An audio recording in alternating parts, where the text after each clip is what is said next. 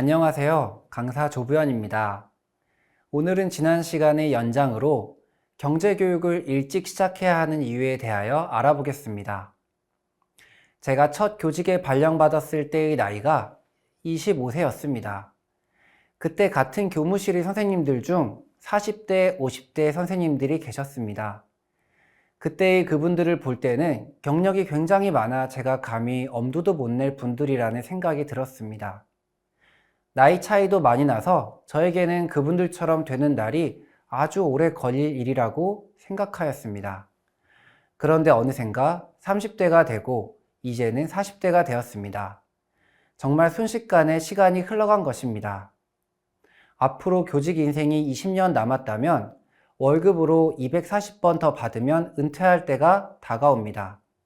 만약 직장 생활을 30년 한다고 가정하면 월급을 360번 받으면 은퇴 시기가 가까워진 것입니다. 이렇게 급여 횟수로 생각해보면 우리의 인생은 수입이 한정되어 있음을 알 수 있습니다. 이 돈으로 결혼도 해야 하고 집도 사야 하고 자녀 교육도 시켜야 하고 노후 대비도 해야 합니다.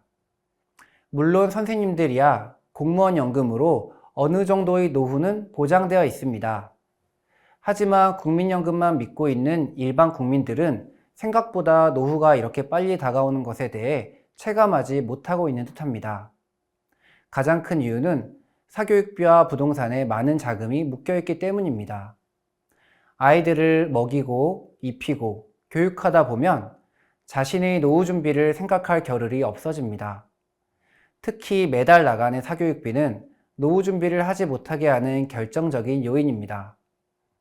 경기도에서 조사한 2023년 월 평균 사교육비는 인당 66만 원이라는 조사 결과가 나왔습니다. 만약 두 자녀를 양육하는 집이라면 평균 130만 원 정도의 사교육비를 지출하고 있습니다. 가계 소득이 600만 원이라고 해도 4분의 1에 해당하는 금액이니 이 금액이 부담스럽지 않은 가정은 소수에 불과합니다. 이 금액은 평균이기 때문에 이보다 훨씬 많은 금액을 지출하는 가정도 많습니다. 노후 준비를 하지 못하는 두 번째 이유는 바로 부동산 때문입니다. 우리나라는 국민들이 부동산 사랑이 대단합니다. 가계 자산의 80%가 부동산에 편중되어 있습니다. 금융자산도 20%라고 하지만 우리나라 예적금 자산의 절반을 상위 10% 자산가들이 가지고 있다고 하니 대다수의 시민들은 부동산 외에 금융자산도 거의 없다고 봐도 무방합니다. 그런데 부동산 자산이 가지고 있는 문제점이 있습니다. 좋은 부동산은 살 때에는 커다란 만족감을 주지만 막상 노후가 되고 현금 흐름이 줄어들 시점에는 큰 도움이 되질 못합니다. 예를 들어 주식이나 채권 등은 배당금이나 이자를 받아 노후의 현금 흐름으로 활용할 수 있는 반면 내가 깔고 앉은 집에서는 현금 흐름이 발생하지 않습니다. 물론 주택을 국가에 위탁하고 주택연금을 받는 방법도 있지만 금액에 제한이 있다 보니 충분치 않습니다.